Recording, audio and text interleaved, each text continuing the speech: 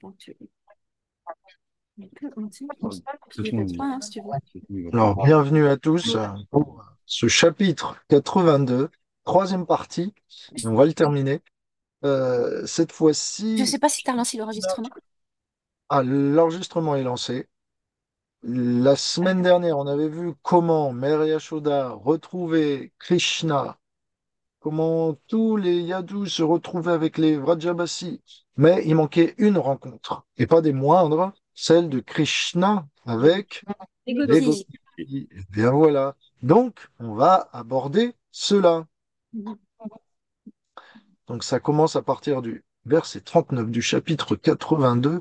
Comment Krishna va essayer de redorer son blason avec la jante féminine qu'il avait autrefois côtoyée et comment il va tâcher bien, de regagner leur cœur brisé par son absence.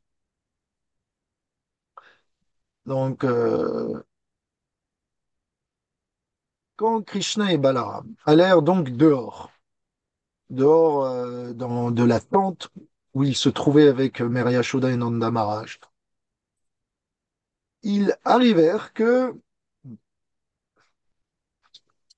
les gopis regardaient leur amoureux Krishna et condamnaient le créateur, donc Brahma, d'avoir mis des paupières aux yeux, puisque ces paupières momentanément bloquaient leur vision. Maintenant, voyant Krishna de nouveau, après une si longue séparation, elles semblaient capturer Krishna de leur regard et l'emprisonner dans leur cœur pour pouvoir l'embrasser à pleine satisfaction. De cette manière, elles vinrent absorber en transe, en méditation sur lui, chose que les yogis, par leur constante pratique, euh, obtiennent difficilement après de nombreux efforts. Donc, pendant que Krishna et Balaram étaient invités à aller dehors, en dehors de leur quartier, pour rencontrer toutes les personnes qui cherchaient à les retrouver après un si long moment d'absence, il arrivèrent que Uddhava, avait amené les gopis devant l'entrée de la tente où se trouvait tout le monde. Uddhava avait fait l'intermède, parce que Uddhava, vous l'avez vu, il y a de ça quelques mois, il me semble, on avait vu comment il avait été envoyé par Krishna, et donc il connaît très bien les gopis. Quand Balaram, le grand frère de Krishna, qui est très intelligent, vit ce qui arrivait, c'est-à-dire les gopis et Krishna qui désirait les retrouver, ce dernier décida de partir de son côté pour faciliter les retrouvailles de Krishna.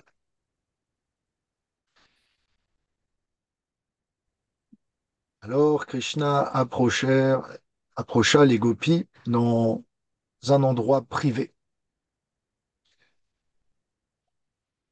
Il les emmena à l'abri des regards, pendant qu'elles étaient, pour ainsi dire, presque inconscientes, toujours en transe, en absorption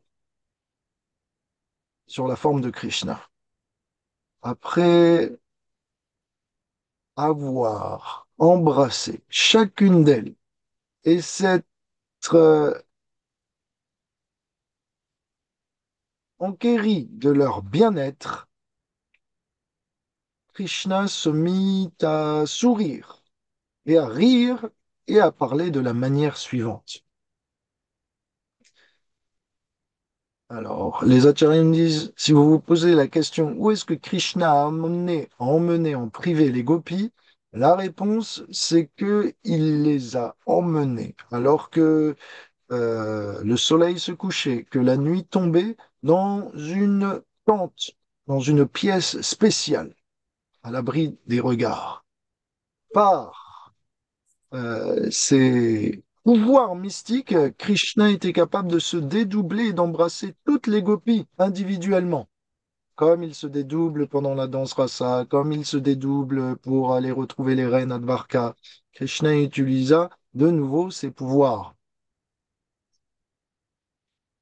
Pourquoi Krishna devait embrasser les gopis? Parce qu'elles étaient toutes transies, presque inconscientes, j'ai mentionné. Et donc Krishna avait besoin de les sortir de cet état de conscience second pour les faire revenir à la réalité présente. Et donc, de par son toucher, eh bien, il redonna de nouveau vie au corps assoupi des gopis. Krishna utilisa trois tactiques pour les consoler. Le verset mentionne qu'il s'est enquéri de leur bien-être. Et les acharyas nous donnent un peu plus de précision.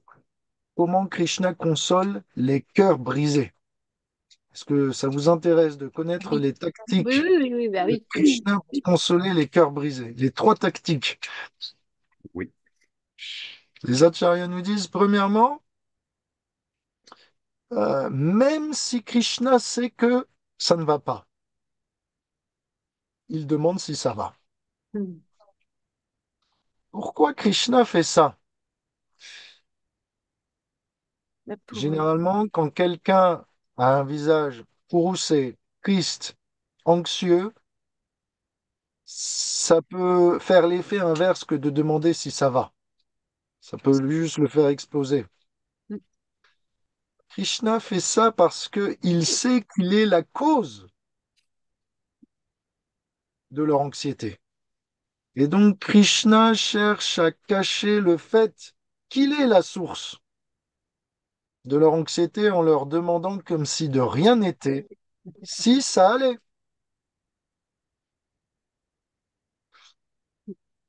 Donc Krishna cache ses fautes en demandant si tout va bien. Donc comment Krishna console un cœur brisé? Comment Krishna pousse les gens à sortir de leur dépression, de leur anxiété? Première tactique de Krishna, c'est qu'il faut demander aux gens si tout va bien. Il faut les pousser à dire quelque chose de positif sur eux-mêmes.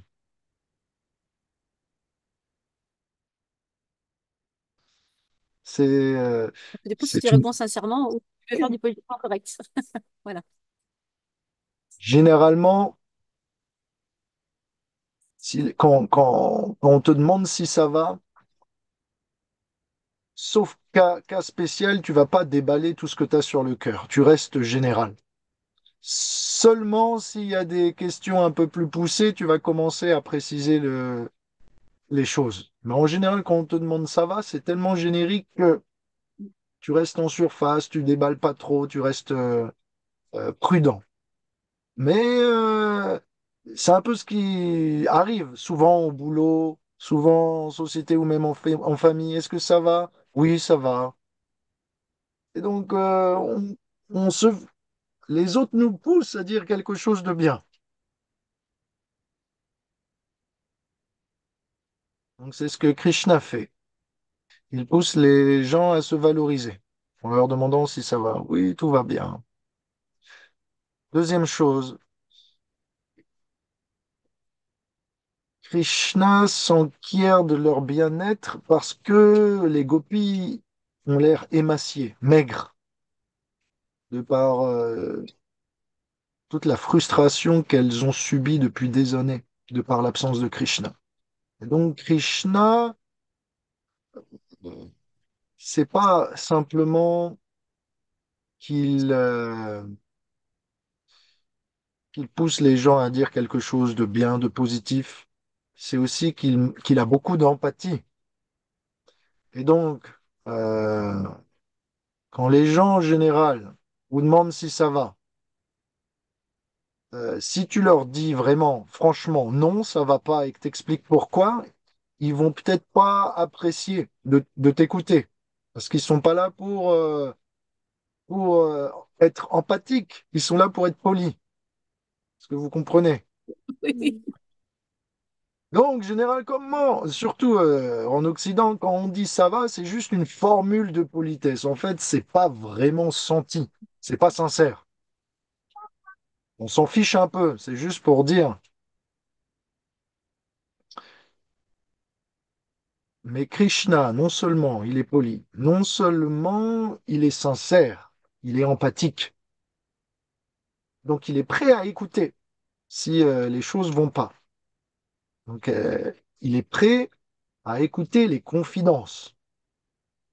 Donc, il faut mettre en confiance. Donc, si vous voulez consoler quelqu'un, poussez-les à dire quelque chose de positif sur eux-mêmes. Montrez de l'empathie, que vous êtes à l'écoute, que vous êtes sincère, que vous pouvez prendre, partager les confidences, les problèmes, que vous êtes sensible. Et Krishna, dans le verset, il a fait quelque chose aussi de étrange, c'est que bien que les gopis aient l'air déboussolées, maigres, en mauvaise santé, courroucées, anxieuses, Krishna sourit et vient à rire. Et donc, ça peut paraître un petit peu déplacé. Généralement, si quelqu'un souffre, si tu es empathique, tu essayes de te mettre dans les bottes de la personne. Et donc, tu fais l'effet miroir de ses émotions. Tu deviens aussi triste pour elle. Mais Krishna nous montre quelque chose aussi, c'est que si tu veux consoler quelqu'un, tu peux aussi sourire, tu peux aussi montrer ton propre bonheur, tu peux aussi blaguer, tu peux aussi montrer de l'empathie et de la sensibilité, mais pas au point d'en devenir négatif.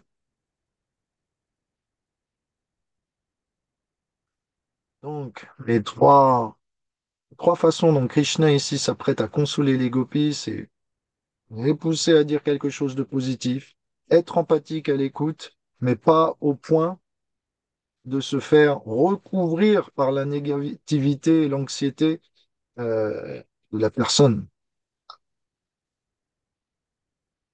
avec qui il discute. Donc, souvent, c'est quelque chose qu'on peut voir si vous êtes thérapeute, si vous êtes euh, même parent ou simplement membre d'une communauté, ou voilà, si vous avez euh, un rôle d'être à l'écoute, ce qu'il se passe, c'est que si vous êtes empathique, ça va, mais si vous êtes trop empathique, eh ben, vous pouvez plus supporter les gens. Ou alors c'est vous qui devenez déprimé. Donc, on peut être empathique, mais pas au point d'en être négatif. Voilà, c'est la leçon de Krishna si vous voulez consoler les gens sur le long terme. Est-ce que ça va pour vous? Ouais, ouais, Ouais. ouais, ouais. C'est un process. Donc, en tout cas, voilà, hein, cas par cas, mais c'est ce que Krishna utilise comme technique ici avec les gopis. Il les met à l'aise, il sourit, il blague, il s'intéresse, il est prêt à écouter. Maintenant, qu'est-ce que Krishna va dire? Krishna va dire, mes chers gopis, est-ce que vous vous souvenez toujours de moi? C'est pour le bien-être de mes proches que je me suis éloigné pendant si longtemps de vous, afin de détruire mes ennemis. Est-ce que vous vous souvenez de moi, qui, malgré ma volonté, n'ai pas eu d'opportunité de revenir? Ici, Krishna, il est en train de vous faire une réédition, ou plutôt, il est en train de faire une pré-édition de ce qui va se passer plus tard, 20 ans plus tard, sur le champ de bataille de Kurukshetra avec Arjuna. Pratiquement tout ce que Krishna va dire à partir de maintenant peut être trouvé en facsimilé, en paraphrase dans la Bhagavad Gita. Donc, la Bhagavad Gita, vous pouvez la lire aussi comme euh, quelque chose de contextuel, quelque chose aussi d'inconditionnel, valable pour tout le monde. Parce Mm. que les problèmes de ce monde sont les mêmes pour tous. Il n'y a pas de nouveaux problèmes. C'est toujours les mêmes problèmes avec des nuances, mais la base est la même pour tous. Donc, problèmes des gopis et les problèmes d'Arjuna peuvent être solutionnés avec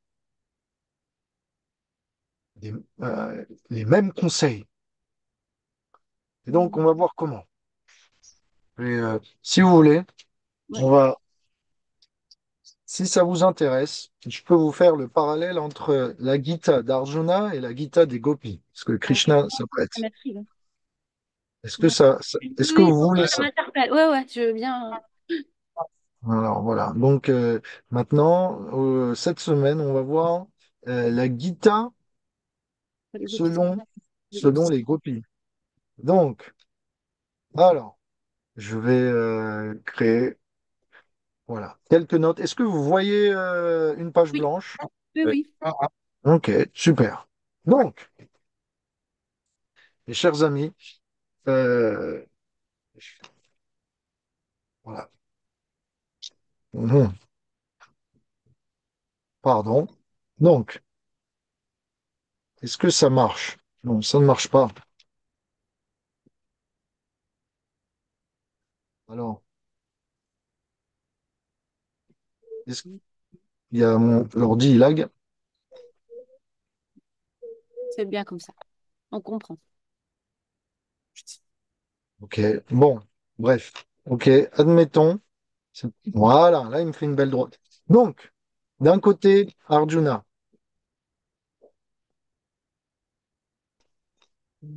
Ok, et de l'autre, les gopis. Donc, euh, est-ce que quand Krishna vous dit euh, je pars détruire mes ennemis, est-ce que ça vous rappelle pas un passage de la Bhagavad Gita? Ah, pardon, excuse-moi, Alex. Mm, mm. Tu peux refaire ta question? Est-ce que quand Krishna parle de détruire ses ennemis, est-ce que ça vous rappelle pas un passage de la Gita? Si c'est après le chapitre 10, je peux pas. Ok, non, ça va, c'est avant. Avant? Bon, ok. Est-ce que vous avez une Gita sous la main? Oui, ouais, tu Ouais. vas chercher. Ouais, Prenez Bhagavad Gita 4-8, ok? ouais, Mathieu part chercher Ok. Je mets là le numéro 4-8. Krishna, il va dire à Arjuna, euh, d'âge en âge, j'apparais pour détruire mes ennemis, les ennemis de la religion, de mes dévots, les mécréants qui peuplent la terre. Donc, Krishna, il dit ça à Arjuna pour le pousser à combattre avec lui.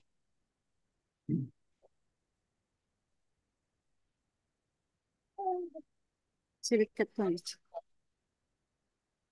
Ok? Mais Krishna, il dit ça aux gopis pour dire que il doit aller les tuer. Donc, Krishna, il dit ça à Arjuna. Euh, donc, j'apparais d'âge en âge pour établir les principes de la religion, Alex, détruire les mécréants, afin de pousser Arjuna à tuer pour Krishna. Est-ce que vous comprenez? Ouais. Ça va? Ouais. Ouais. Ok. Donc, Krishna, il dit à Arjuna, euh, pardon, pourquoi j'écris en anglais? Ça, c'est les. Donc, plutôt que tuer, j'aime pas trop ce mot, c'est un peu fort, mais tu vas combat pour moi. Voilà. Comme ça,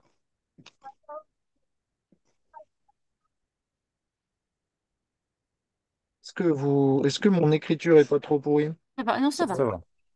Mais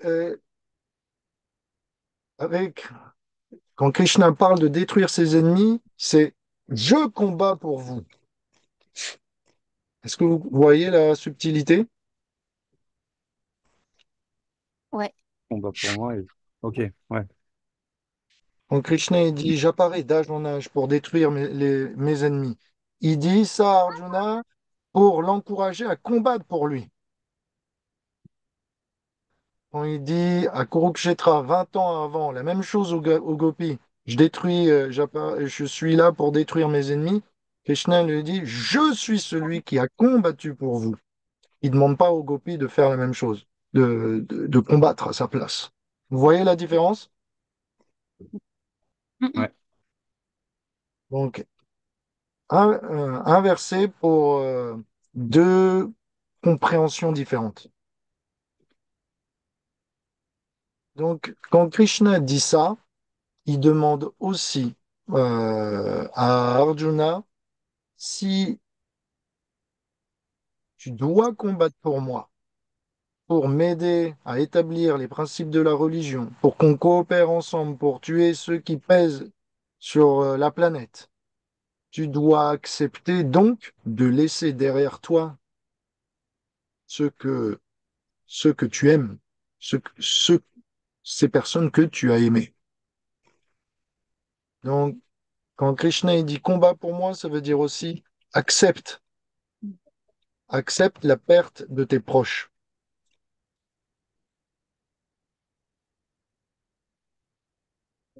Alors, c'est fou ça.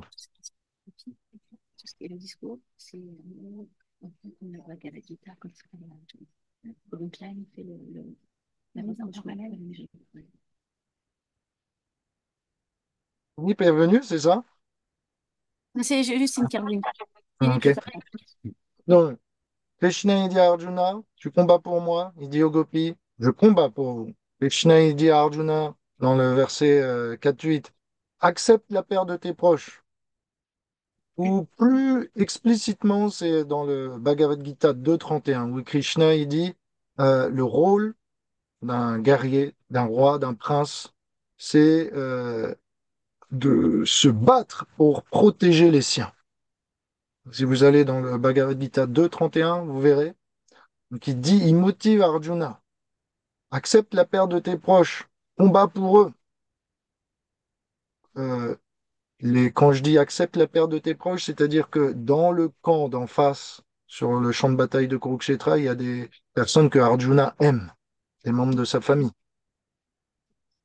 Donc accepte qu'il y a certains membres de ta famille que tu vas devoir peut-être tuer au cours de la guerre. Mais quand Krishna dit, je suis parti si longtemps pour tuer mes ennemis, Krishna est en train de dire aux gopis, acceptez de me perdre. Vous voyez la différence? Mm. Ou aussi, lui, pour faire son devoir, il a accepté aussi de perdre les gopis momentanément. Exactement. Exactement. Donc, Krishna va continuer. Krishna, il va dire, après avoir dit ça, les gopis réagissent pas. Elles se murent dans le silence, toujours. Et donc, Krishna se dit, il faut que je trouve d'autres arguments. Donc, Krishna dit, peut-être que vous pensez que je n'ai aucune gratitude pour tous les services que vous m'avez offerts. Et donc, par conséquent, vous m'estimez avec dédain. Après tout, que puis-je faire à propos de cela? Écoutez bien, c'est le Seigneur suprême qui amène les gens ensemble et puis les sépare. Mm. Alors là, Mm. est-ce qu'il n'y a pas quelque chose qui vous choque?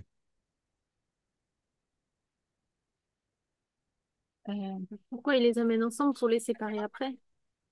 Non, Krishna, ici, ce qui est assez choquant, Krishna, ce qui est assez choquant, je ne sais pas si vous avez tilté, mais C'est qu'il dit le Seigneur suprême, ils n'ont pas dit ah, moi. voilà. On est d'accord. Et Mm. Krishna est le Seigneur suprême, non? Comment ça se fait qu'il dit aux gopis Oui, mais pas avec les... mais parce qu'avec les gopis, il est Krishna.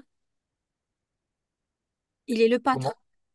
Ah, Avec on est les d'accord. gopis, il est le pâtre, il est Krishna, il est pas...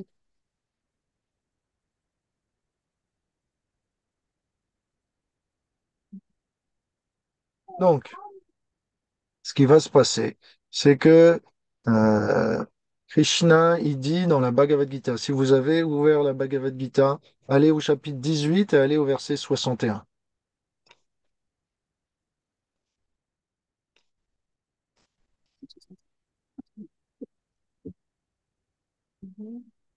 Il est 61. Est-ce que vous pouvez me lire ce verset? Le Seigneur suprême, ô Arjuna, se tient dans le cœur de tous les êtres, qui sont en quelque sorte placés dans une machine faite d'énergie matérielle.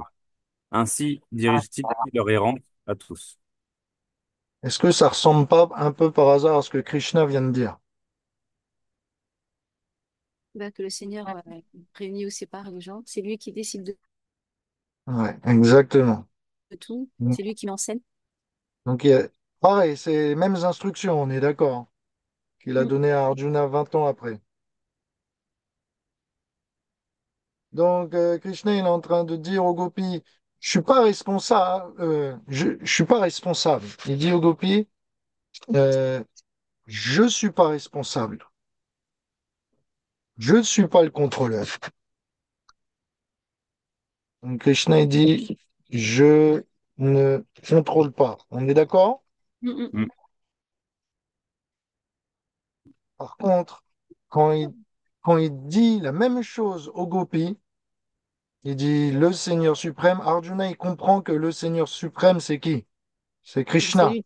Et donc, ça veut dire pour Arjuna, la même chose veut dire pour Arjuna, C'est moi qui contrôle. Je contrôle tout. tu es sous mon contrôle. Ouais.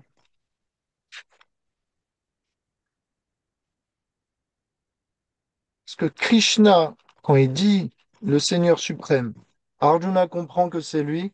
Quand Krishna dit le Seigneur suprême, il fait comprendre aux gopis qu'il ne l'est pas. Mm. Et donc, la même chose peut être interprétée de la manière opposée. Mais en même temps, la posture est pas du tout la même de Krishna. Exactement, Dans exactement. les gopis, donc, Mais vous pouvez voir que Krishna, à Kurukshetra, il répète les mêmes choses. mm, Sauf que la posture qu'il a, comme tu dis, Chitraleka, elle est différente. Et donc, tout ce qu'il dit peut être compris différemment. Ça dépend si c'est Krishna le pâtre qui parle ou c'est Krishna le Seigneur suprême qui parle. mm, Après, Krishna va dire, voilà, ensemble, euh, de la même façon que les nuages sont amassés puis séparés, de la même façon que la poussière à travers le vent est assemblée puis séparée, de la même façon, le Créateur est bien agi avec les êtres vivants dans ce monde. Alors les gopis répliquent, ô toi qui es si éloquent, nous savons que ce Seigneur suprême, en qui tu trouves des fautes, est fameux dans ce monde en tant que toi-même. Alors Krishna commence à penser, ok, il faut que je change de tactique. Je voulais blâmer le Seigneur. Mince. Maintenant, elles utilisent cet argument contre moi. Il me faut comprendre que, à leurs yeux, je ne suis plus le pâtre, mais je suis aussi Dieu. Je voulais jouer le rôle du pâtre, ça ne passe plus.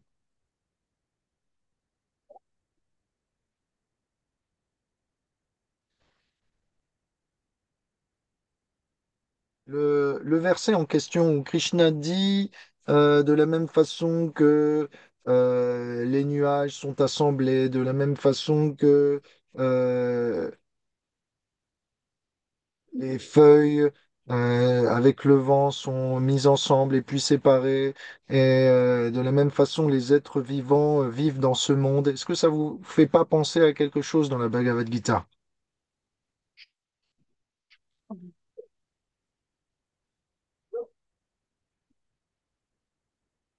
C'est sur l'impermanence des choses. Ouais, exactement, c'est ça, c'est ça. C'est sur l'impermanence des choses.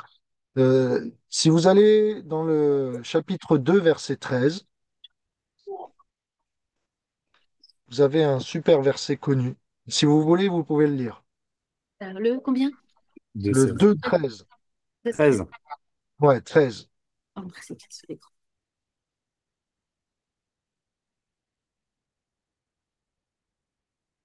Ah, C'est la base des bases. je cherche le- Alors, au moment de la mort, l'âme change de corps, tout comme elle est passée dans le précédent, de l'enfance à la jeunesse, puis de la jeunesse à la vieillesse. Le sage n'est pas troublé par ce changement. Exactement. Donc, Krishna, il dit ici, dans la Bhagavad Gita, dans le 2.13, le corps est temporaire. Il est en sans cesse mutation. Il est destiné à disparaître. Et donc, il essaye de dire à Arjuna, à travers cela, quelle surprise y a-t-il que les gens soient séparés des uns et des autres, si le corps est destiné à mourir et à se réincarner? Si l'âme, pardon, est destinée à changer de corps et puis à se réincarner dans un autre. Donc, mais ici, Krishna, il essaye de montrer aux gopis que il n'y a pas que l'âme qui est séparée du corps, qui doit être amenée à être séparée du corps. Il essaye de faire comprendre aux gopis que dans ce monde, nous allons aussi être séparés de Krishna, nous sentir séparés de Krishna. C'est inévitable. Donc quand Krishna parle de l'impermanence des choses dans ce monde, il dit à Arjuna, euh, les gens sont les gens ou l'âme, les âmes sont amenées à être séparées. Est-ce que vous comprenez?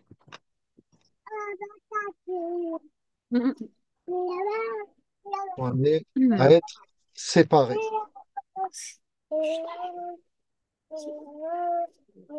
Et Krishna il dit, celui qui est intelligent, il s'apitoie pas là-dessus. Les âmes sont amenées à être séparées de leur corps et entre eux, de leur corps et entre eux.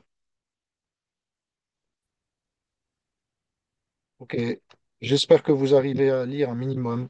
Oui.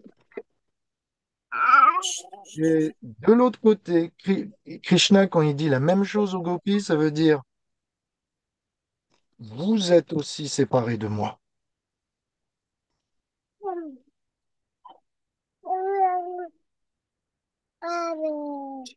Dans ce monde, je suis obligé d'aller voir les uns et les autres.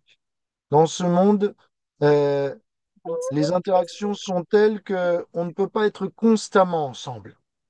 Donc Krishna parle des limitations de ce monde aux gopis pour leur expliquer que il faut pas être surpris dans ce monde que les gens soient séparés.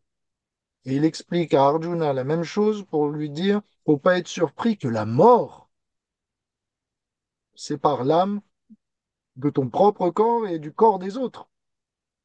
Donc Krishna insiste à travers ses enseignements, on va dire de la Gita, pour montrer que voilà, les relations sont temporaires dans ce monde. On sent non seulement avec le corps, non seulement avec les autres, mais avec Krishna aussi. Parce que dans ce monde, il y a énormément d'interférences pour être constamment en conscience avec le Seigneur.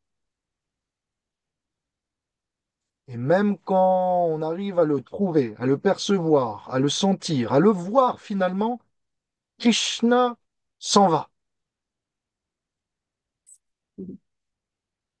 On, on est en méditation, en transe. Les yogis perçoivent Krishna et comme Narada, Krishna disparaît après s'être montré. Et on ressent la séparation.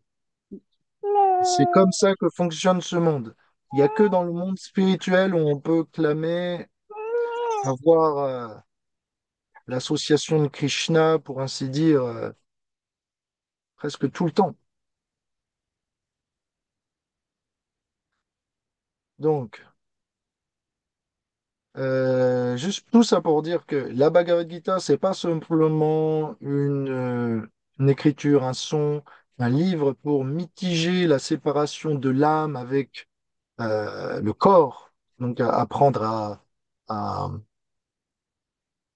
approcher la mort, à la considérer, à la dépasser, mais c'est aussi une poésie faite pour apprendre à mitiger la séparation de l'âme avec l'âme suprême. Ça, c'est aussi là pour nous apprendre à dépasser nos peines de cœur.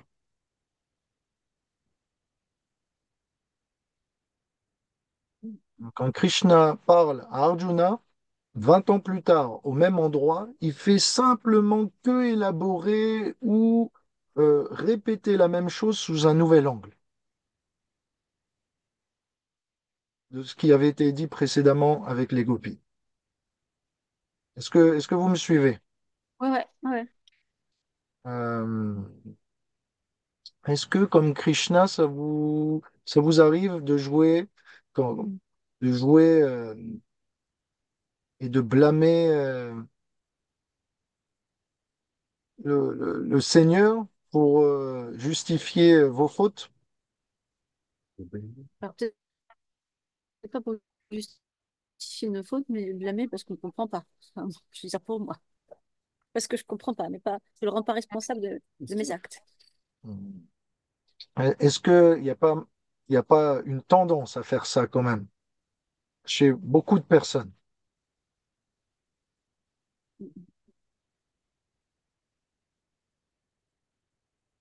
On n'en voit plus L'humain, beaucoup.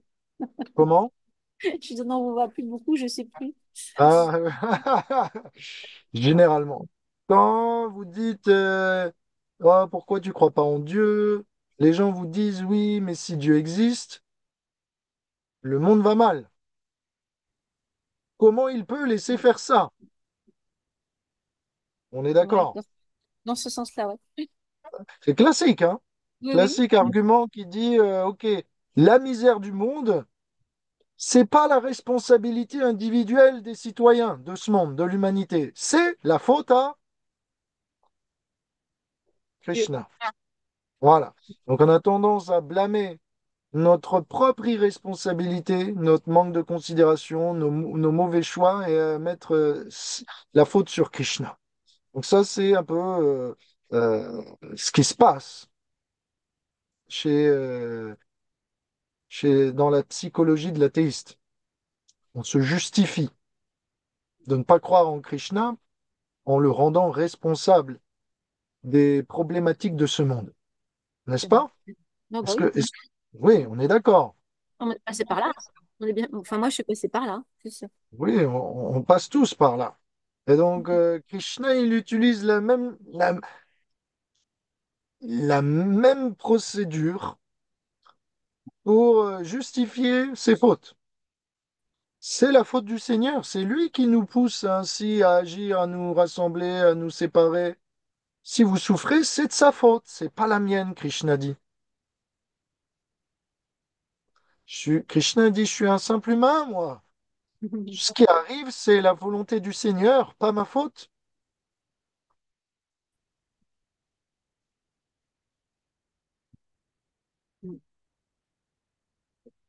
Donc, il y a une petite différence quand même. Je vous donne une petite leçon, c'est que Attends, mais Krishna... Philippe voudrait dire quelque chose. Bonjour. Vas-y, vas-y. Non, mais j'en reviens jeter la responsabilité sur Krishna. La première question qu'on se pose, c'est qui a créé le monde? C'est bien Krishna. Oui, c'est vrai. Mais est-ce qu'il n'y aurait pas de libre arbitre par hasard?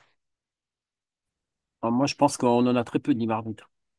Ah, donc tu serais du côté de Krishna alors, hein? Tu serais du côté blâmer le Seigneur, hein?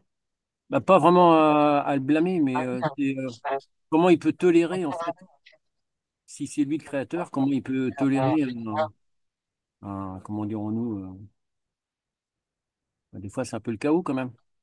C'est un peu le chaos, mais Krishna ne le tolère pas. Il ne l'apprécie pas.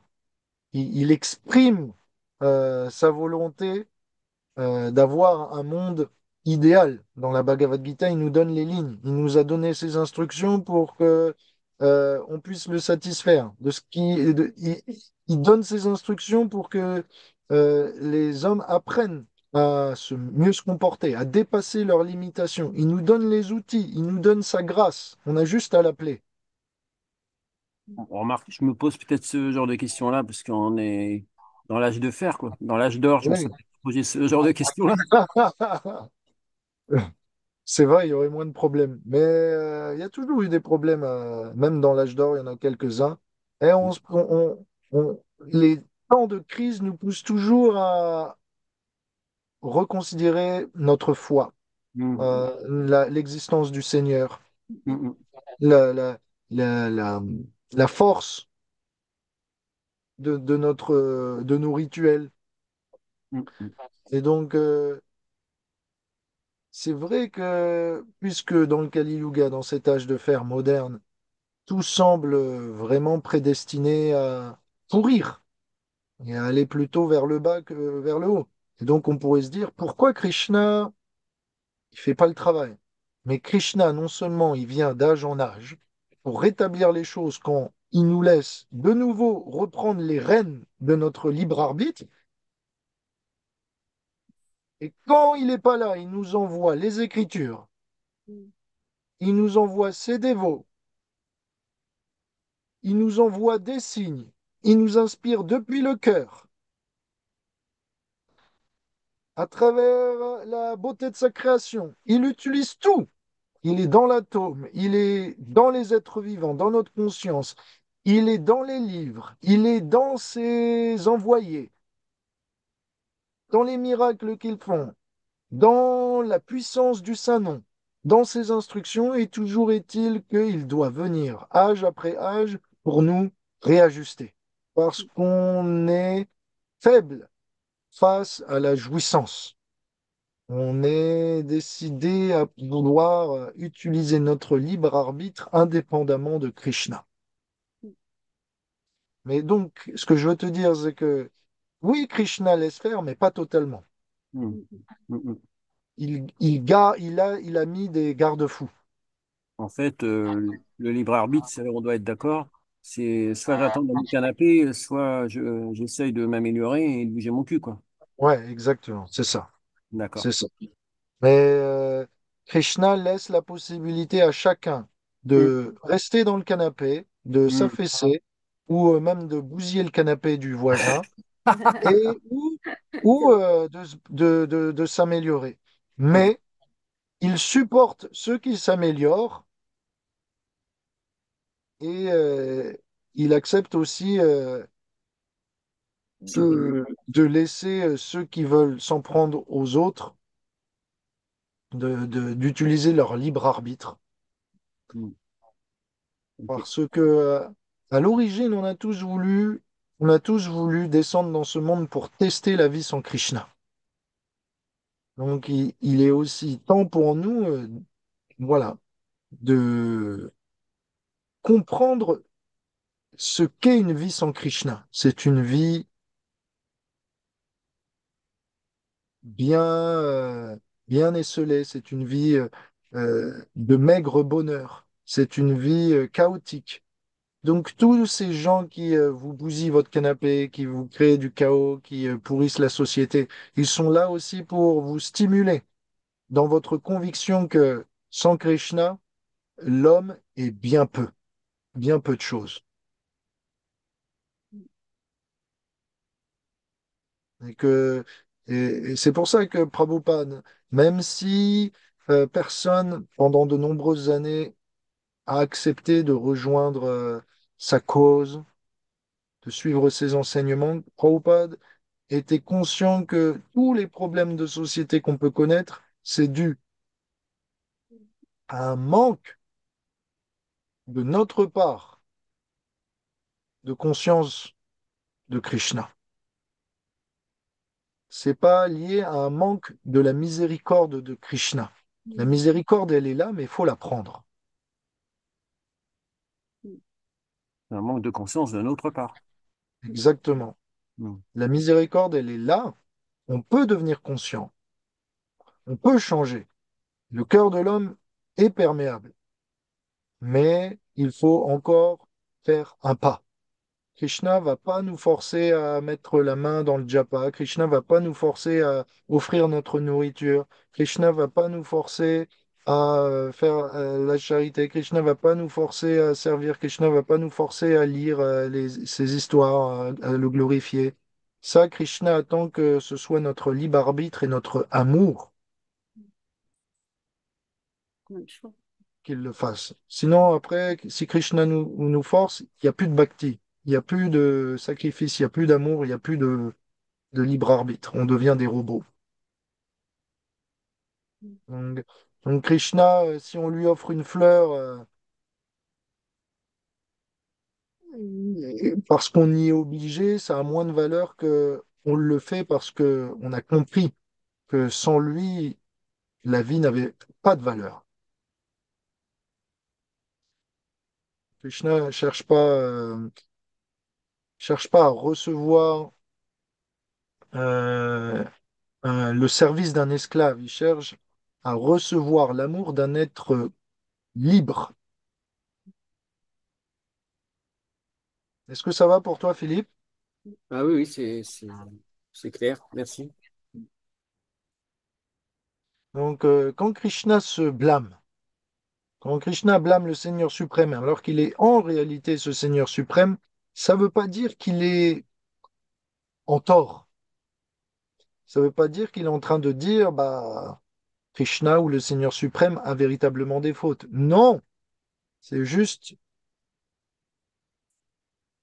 une- un, une- un jeu d'acteurs qui fait partie de ces activités attractives d'humains, Mm. ou plutôt de divin qui se fait passer pour humain. C'est son humilité, c'est son jeu, pas son imperfection.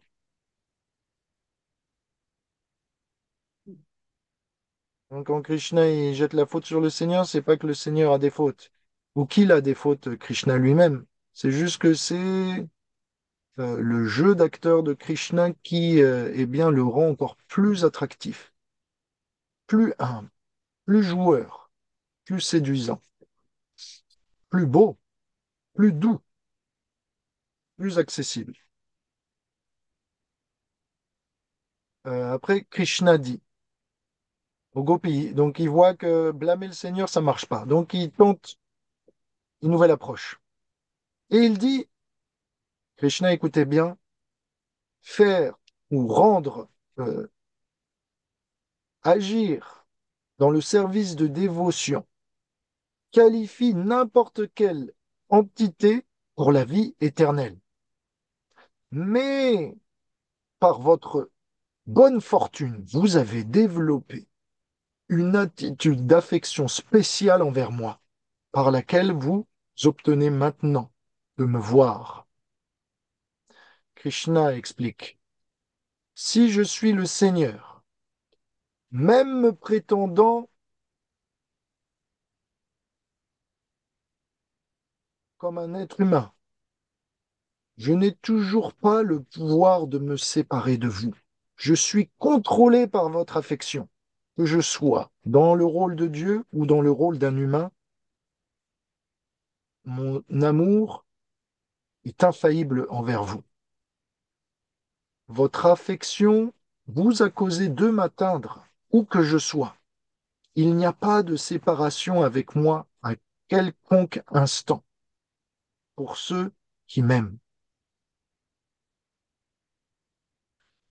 Donc, quand Krishna dit dans la Bhagavad Gita à Arjuna, si vous allez dans la Bhagavad Gita, continuez, vous allez 11,54.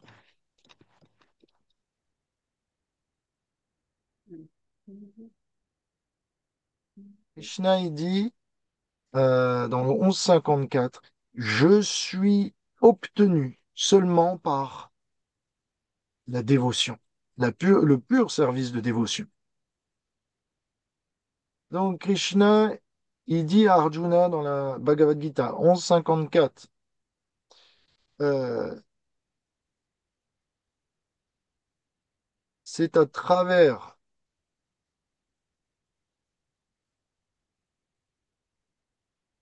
l'amour pour moi que tu seras capable de gagner le monde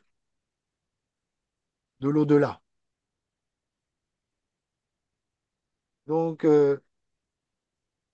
par amour pour moi, Krishna dit à Arjuna dans le 11,54, est-ce que quelqu'un veut lire? Mon cher Arjuna, ce n'est qu'en me servant avec une dévotion sans mélange qu'on peut me comprendre tel que je suis vraiment et me voir tel que je suis devant toi.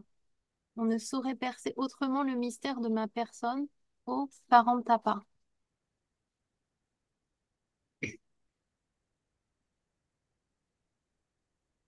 Alors, l'amour est le pur service de dévotion.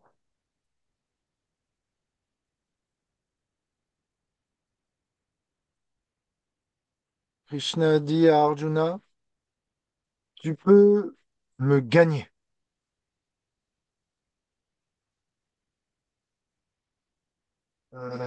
Tu peux me percevoir tel que je suis et tu peux aussi,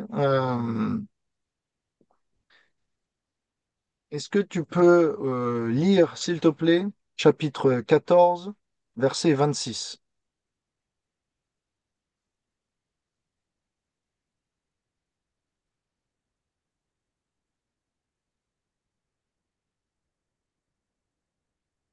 Celui qui tout entier s'absorbe dans le service de dévotion sans jamais faillir, transcende aussitôt les modes d'influence de la nature matérielle et atteint le niveau du Brahman. Le niveau du Brahman, c'est la vie éternelle, c'est le monde spirituel. Krishna, il dit dans le 14-25, le 14-26 à Arjuna, par la dévotion, tu gagnes la vie éternelle. Donc Arjuna, t'en fais pas. Même si tu viens à périr sur le champ de bataille, si tu le fais pour moi, tu obtiens La vie éternelle. la vie éternelle. Ok, on est d'accord. Donc ça, c'est le 14-26. Mais dans le 11-54, il dit aussi, Krishna, on a lu, euh, par le service de dévotion, vous êtes capable de me voir ici, présentement. Donc Krishna, quand il dit aux gopis, vous m'obtenez, vous m'avez obtenu par votre amour, votre service de dévotion, il n'est pas en train de parler de la vie d'après. Il parle par amour pour moi, Krishna dit,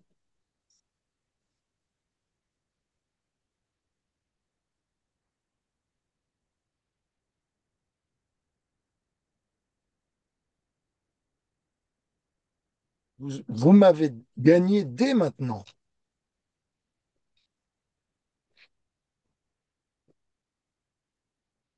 obtenu dès maintenant,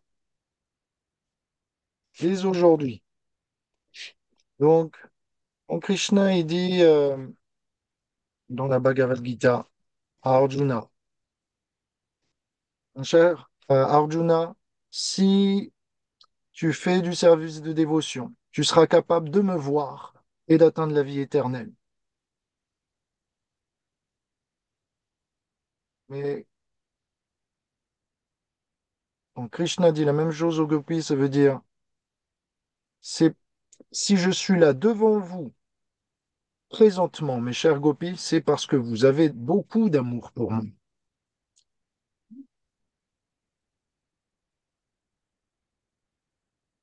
Donc, Krishna est en train d'encourager les gopis. en leur disant, si je suis là dès à présent, c'est parce que vous avez une immense dévotion. Alors que quand Krishna dit la même chose à Arjuna, lui, il l'interprète de la façon suivante. Par la dévotion, mon cher Arjuna, tu seras capable de me voir,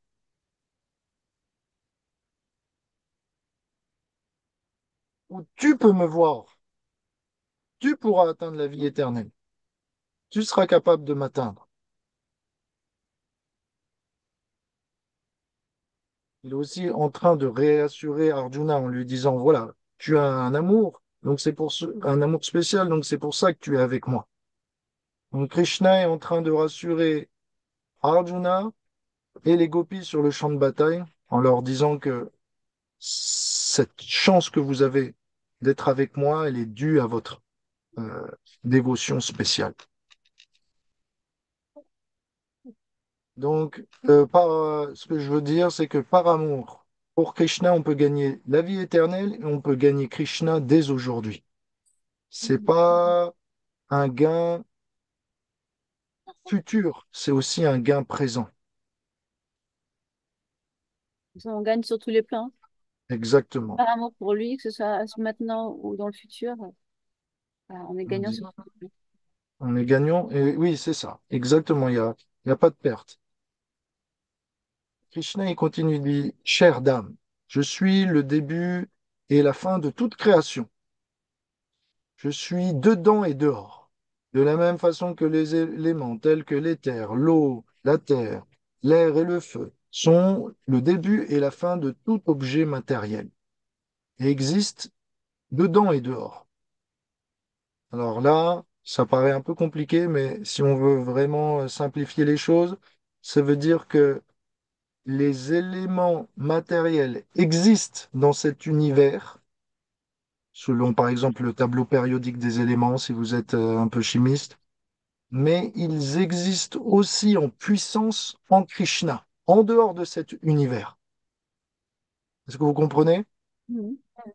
Donc les éléments matériels existent à l'intérieur et à l'extérieur. À l'intérieur manifesté et à l'extérieur en puissance en Krishna. De la même façon, Krishna dit, je suis dans ce monde, dans les êtres vivants, dans l'atome, et en même temps je me tiens au-delà. Et si vous ouvrez votre Bhagavad Gita, chapitre 9, verset 4, vous pouvez avoir exactement la même chose.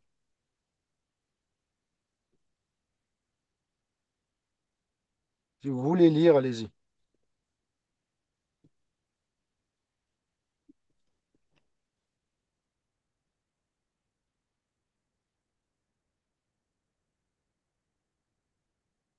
Cet univers, je le pénètre tout entier dans ma forme non manifestée. Tous les êtres sont en moi, mais je ne suis pas en eux.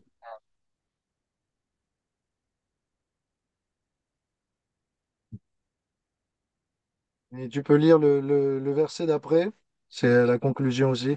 Ah, les sens matériels grossiers ne peuvent percevoir Dieu, la personne suprême. Le Bhakti Rasamstra Non, Sindhu. ça c'est la teneur et portée, le verset suivant. Voilà. Le 5. Ok. Simultanément, rien de ce qui est créé n'est en moi. Vois ma puissance surnaturelle. Bien que je soutienne tous les êtres et que je sois partout présent, je ne fais pas partie de cette manifestation cosmique, car je suis la source même de toute création. Donc Krishna, il dit à Arjuna et aux gopis, je suis la source de la création. Toute entité vivante est en moi et je suis en eux aussi. Et pourtant, malgré tout, je reste au-delà de tout ça. Je suis en vous, vous êtes en moi, et en même temps, je reste au-delà de tout ça. Donc, plus que le yin-yang, si on veut. Mhm. Donc, la leçon, c'est quoi? C'est que Krishna, il est en train de dire à Arjuna à travers ça, euh,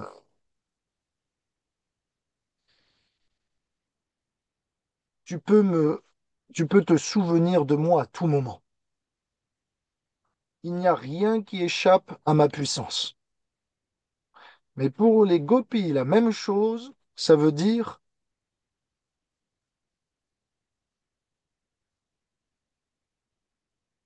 je suis là, partout avec vous. Je ne suis jamais séparé de vous.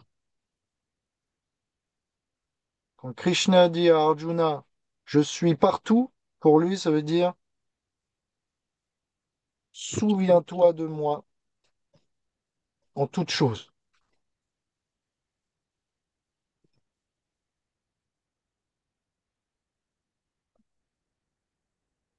Et quand Krishna dit ça aux gopis, ça veut dire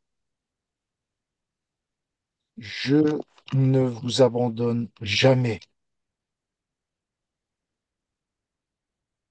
Est-ce que vous saisissez la nuance? Oui. Parce que le problème d'Arjuna, c'est que lui, il a peur d'être séparé des siens avec le carnage de la guerre, et il a peur aussi des conséquences de la guerre. Krishna le rassure, il lui dit, je contrôle tout, tout est sous mon contrôle.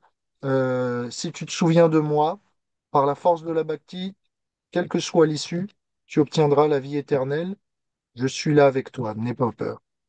Donc Krishna essaye de rassurer, mais le problème des gopis est plus un problème sentimental avec Krishna.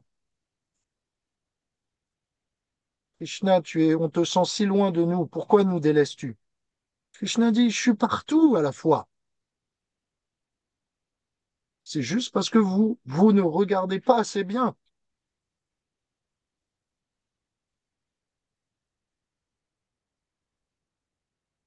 Souviens-toi de moi, pardon. Souviens-toi de moi en toutes choses, Arjuna. Je ne vous abandonne jamais pour les gopis.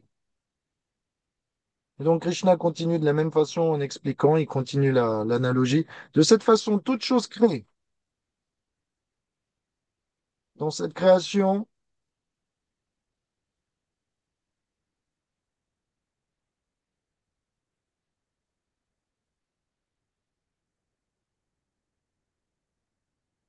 et que ce soit les âmes qui incarnent les corps de matière dans ce monde, toutes ces choses, que ce soit les êtres et la matière, sont manifestées à l'intérieur de moi, qui suis la vérité éternelle suprême. Donc Krishna dit, quelle est l'idée de souffrir en séparation de moi?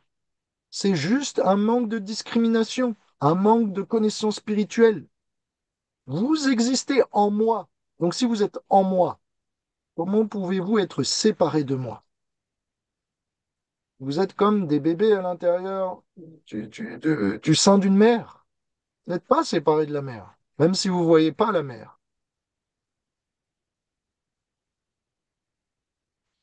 Maintenant, une question peut être posée, c'est comment ça se fait que Krishna, donc on a fini la guitare, hein, je vous le dis, voilà, on a fait le parallèle.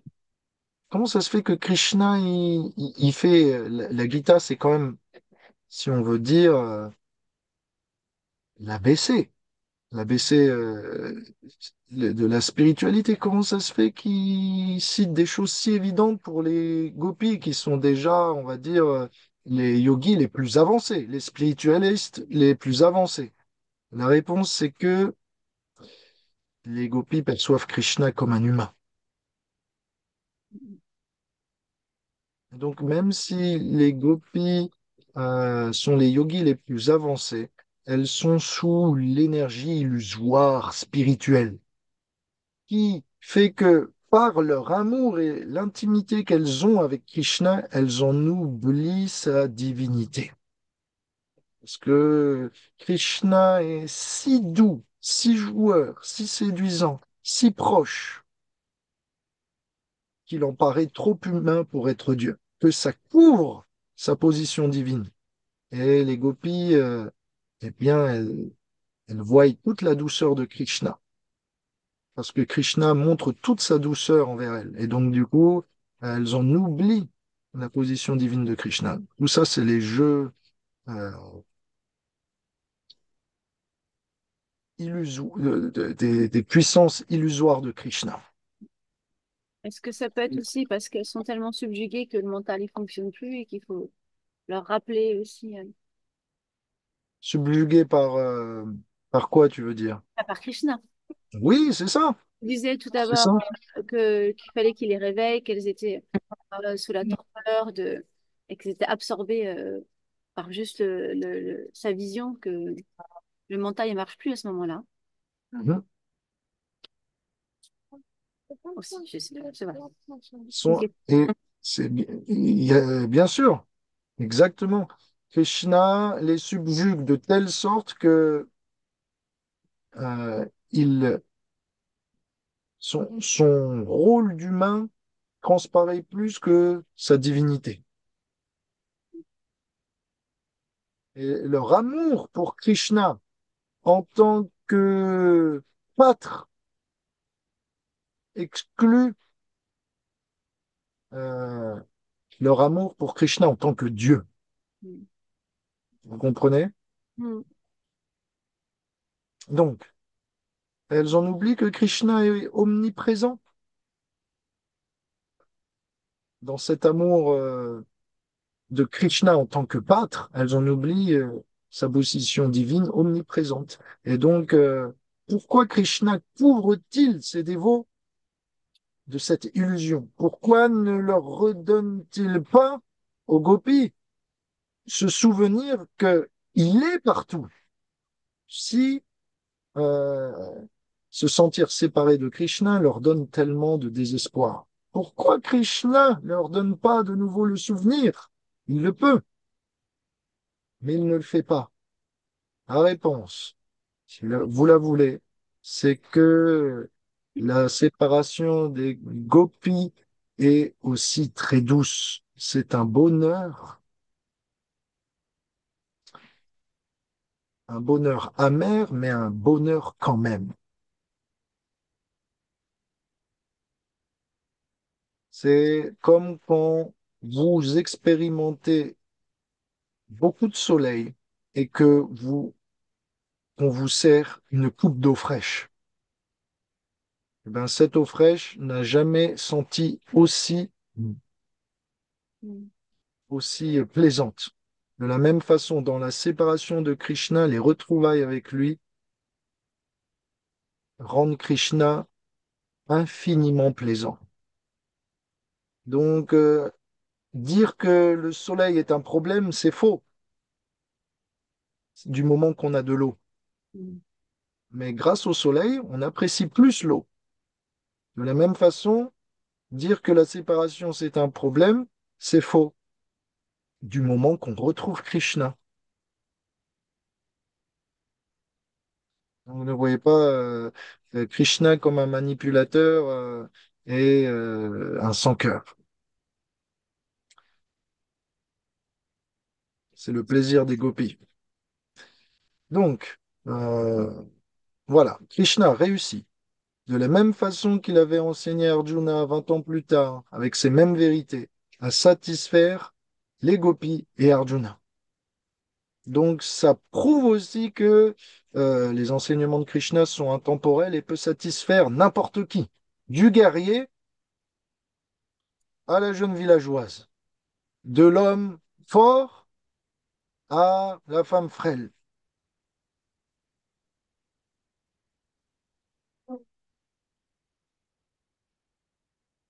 C'est fait pour tout le monde. Ce sont des directives universelles. Donc, ayant ainsi instruit les gopis dans ces vérités spirituelles, les gopis ont été libérés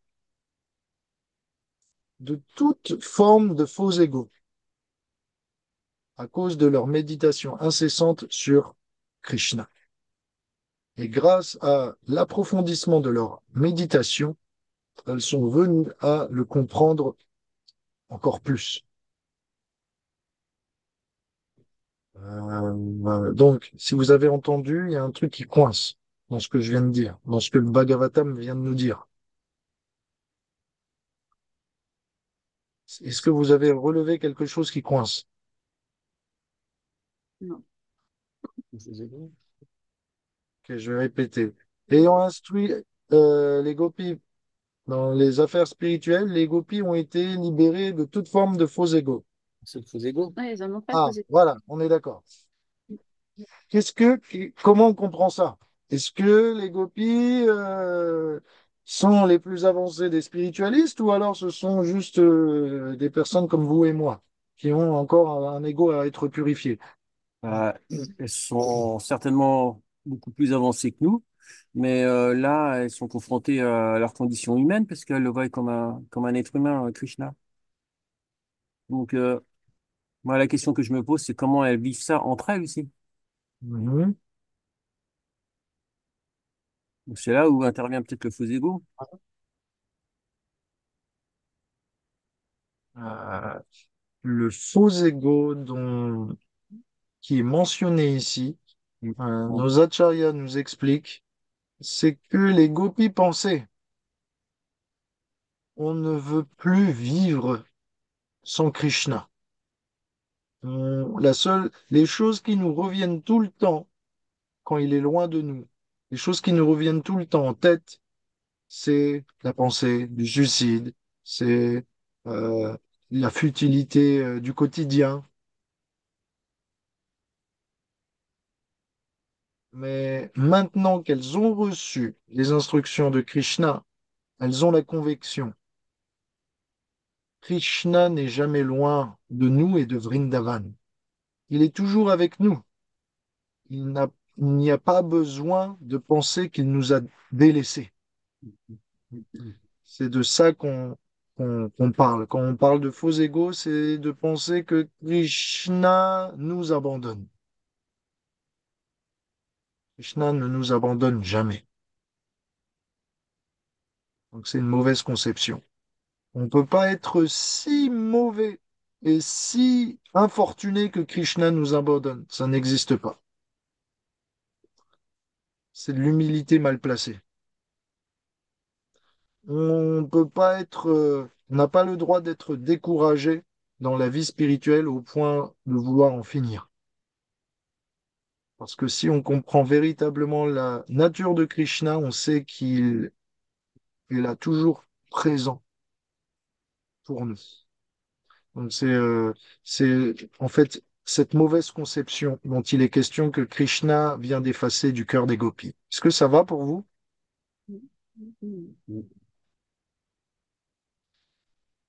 Et pourquoi les gopis pensent comme ça?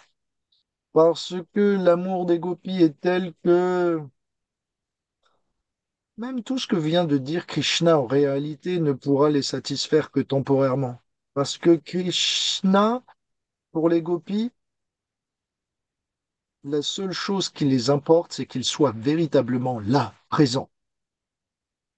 Pour les gopis, c'est secondaire d'avoir Krishna dans leur cœur. Pour les gopis, c'est secondaire d'avoir une visualisation, miraculeuse manifestation de Krishna dans la 3D. Si cette miraculeuse manifestation, vision, vient à s'évanouir,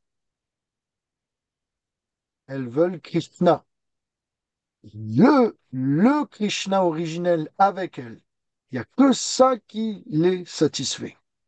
Elles en ont tellement après Krishna, elles ont tellement de désir pour Krishna que aucun des produits dérivés que Krishna peut leur offrir, si c'est pas Krishna lui-même qui reste avec elles, elles seront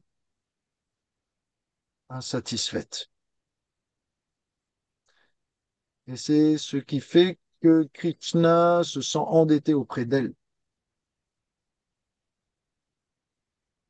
Donc les gopis répondent à Krishna, mon cher Seigneur, toi dont le nombril est comme une fleur de lotus, toi dont les pieds pareils au lotus sont le seul refuge pour tous ceux qui sont tombés dans le puits profond de l'existence matérielle.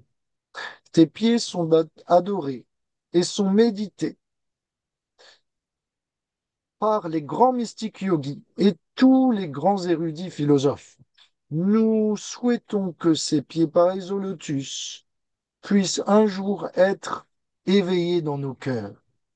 bien que nous sommes simplement des personnes ordinaires engagées dans la vie de famille et les affaires du quotidien. Est-ce que vous ne trouvez pas cette réponse très étrange? Je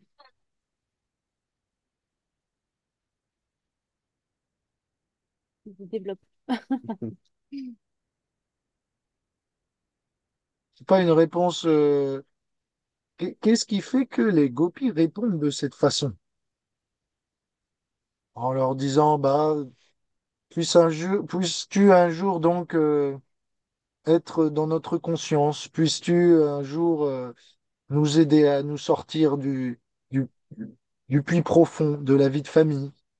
Qu'est-ce qui fait que les gopis parlent de la sorte? Est-ce que vous avez une idée de ce qui motive leur réponse?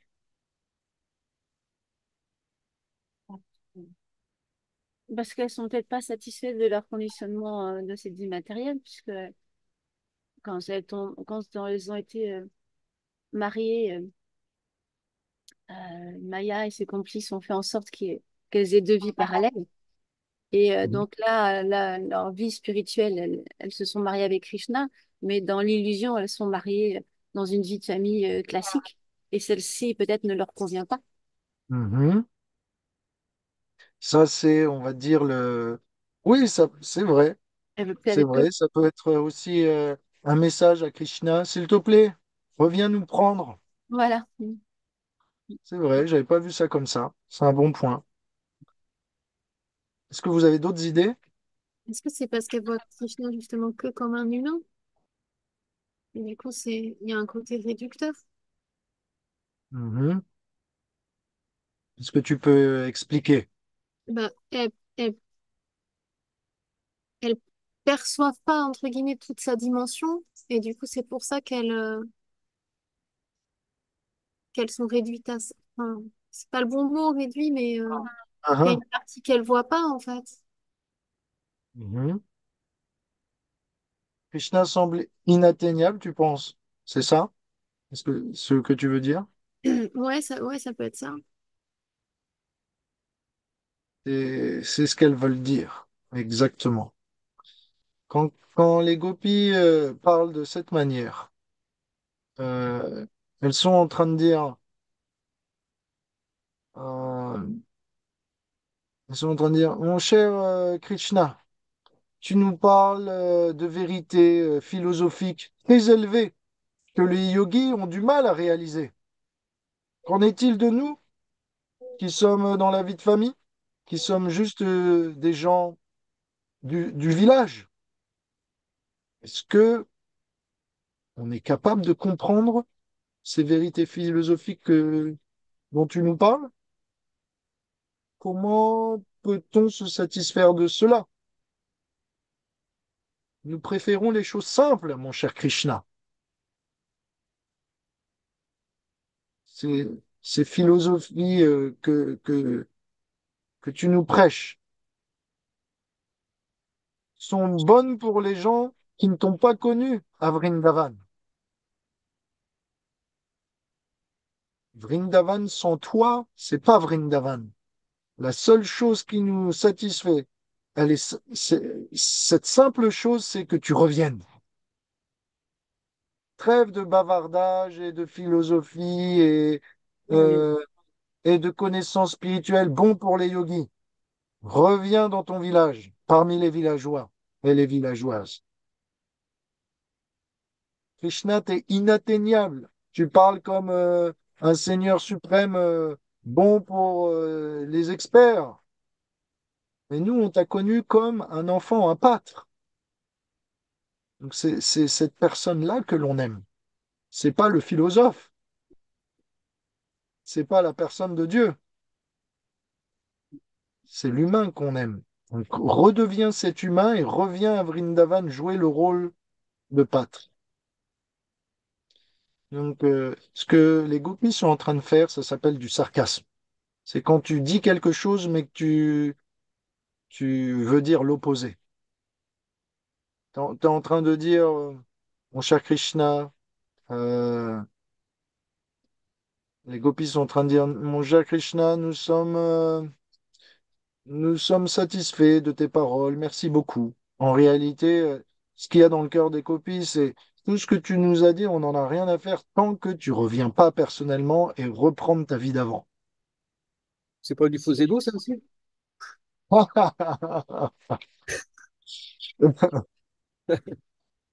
C'est pas du faux ego parce que c'est de l'amour, un attachement pour le Krishna qu'elles ont connu.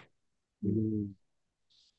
Euh, elles veulent, c'est de l'amour pour Krishna, De la ce sont simplicité. dans sa simplicité, voilà, dans sa douceur la plus grande. Mm. Et dans le Padyavali, en fait, dans le Chaitanya Charitamrita, Oui. euh, ce passage de la Bhagavad Gita, de la Bhagavad Gita du Bhagavatam est expliqué. Chaitanya Mahaprabhu et Rupa Goswami expliquent les sentiments profonds des gopis à ce moment-là. Est-ce que vous voulez euh, 6 heures? que je vous récite le verset qui exprime ce que ressentent les gopis quand elles parlent de cette façon? Ben non, Oui. ça nous intéresse pas. D'accord, on passe alors. On va faire du sarcasme. Ah, nous, ça nous intéresse. Ouais. Les autres, ça nous intéresse.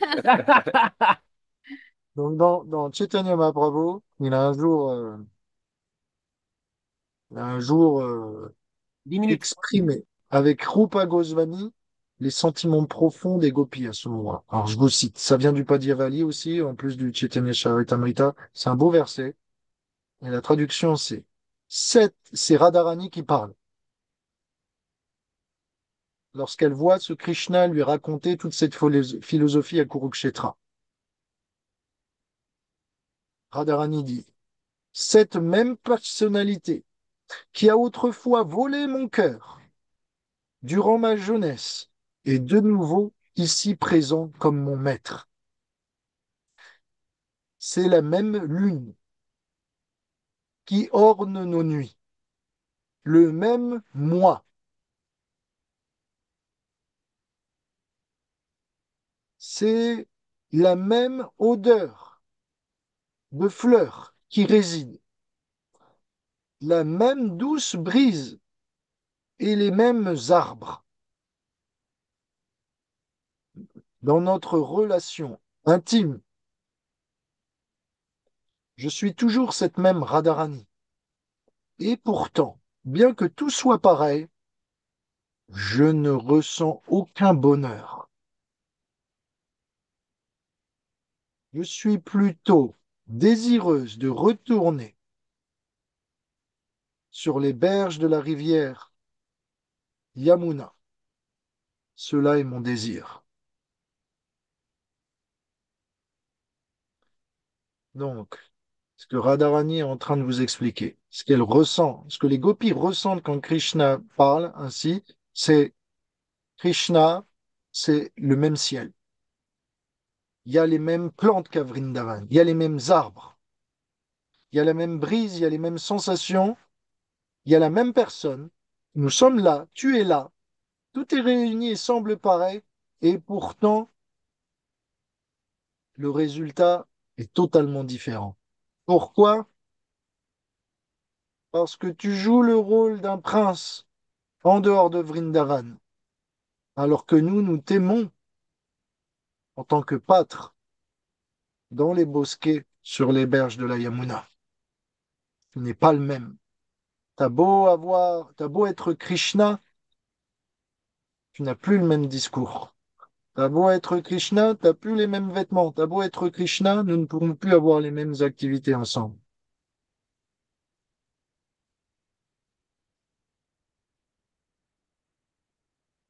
Donc, quand les gopis font du sarcasme, euh, c'est pas du faux ego, c'est un des moyens d'exprimer dans la divine intimité avec Krishna leur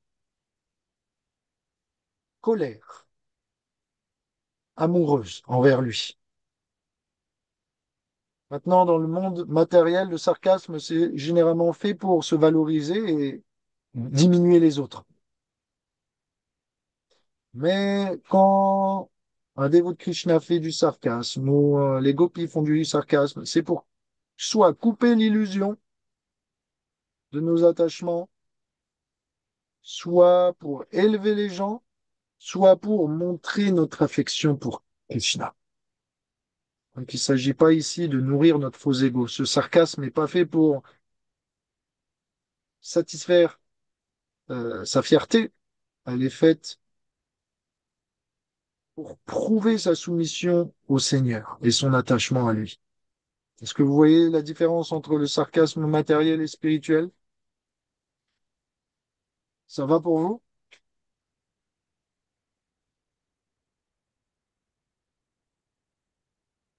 Allô? Oui, oui. Ouais. Ok, j'ai pas, T'as pas entendu? Non, vous- parce que... je vous entends de loin, c'est pour ça.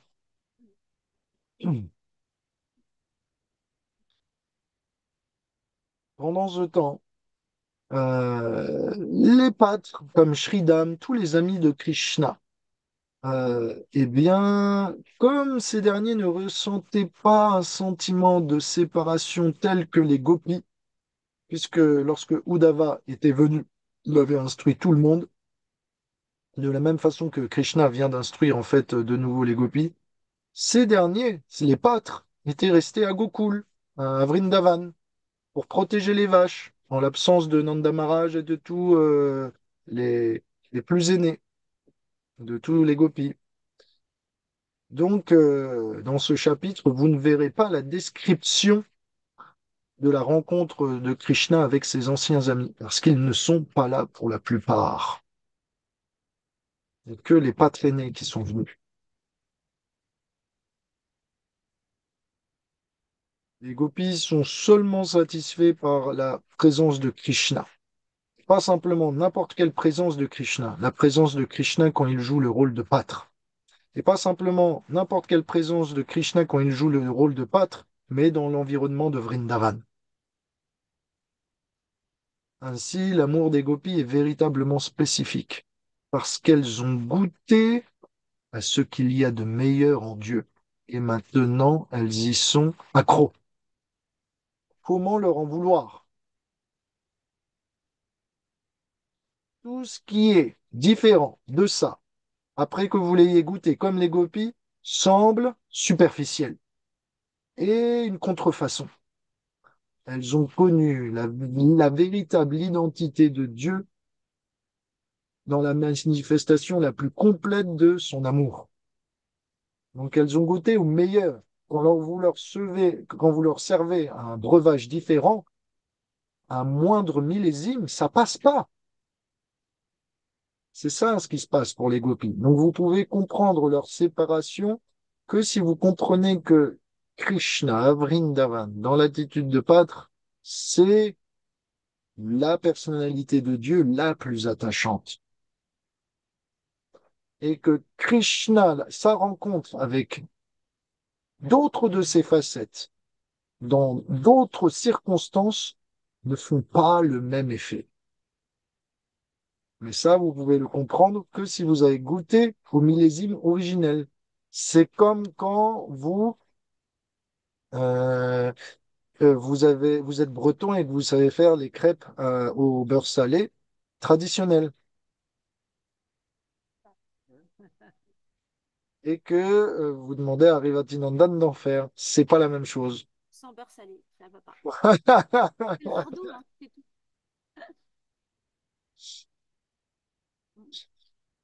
J'espère que la métaphore, la métaphore vous parle. Oui, Ah oui, ça c'est fait rire. d'accord. Mais bon, donc, mais pour connaître la véritable identité d'une crêpe bretonne, il faut que le breton vous la cuisine. Avec amour. Voilà, avec amour. De la même façon, si vous voulez connaître la véritable identité de Krishna, faut que celui-ci vous ait accordé la grâce de pouvoir être invité dans son jardin secret. Mais après avoir goûté, voilà, les crêpes bretonnes, eh bien, tout vous paraît fade à côté. Des pâles contrefaçons de supermarché.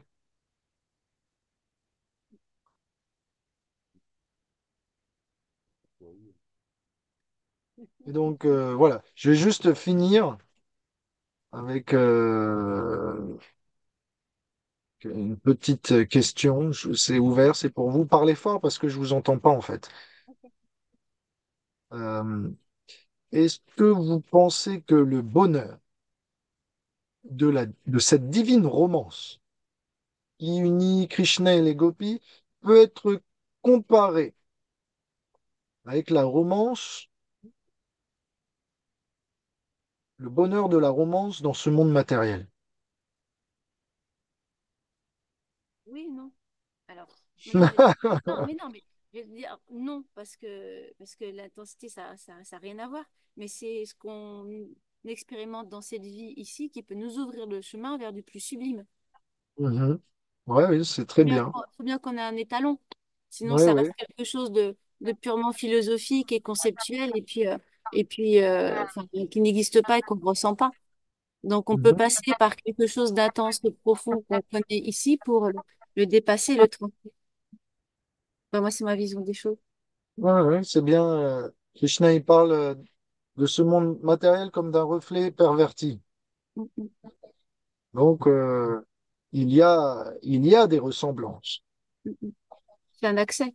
Parce que, enfin, on est tellement petit, rien, bloqué dans tellement de schémas et de maya, qu'il nous faut bien quelque chose qui nous donne un pré-goût pour aller encore plus loin.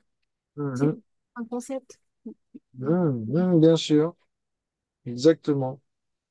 Euh, C'est, ça peut être, si on comprend la beauté de la relation humaine et de l'amour qu'on peut dans ce monde entre hommes et femmes, alors on peut imaginer aussi la beauté entre Radha et Krishna.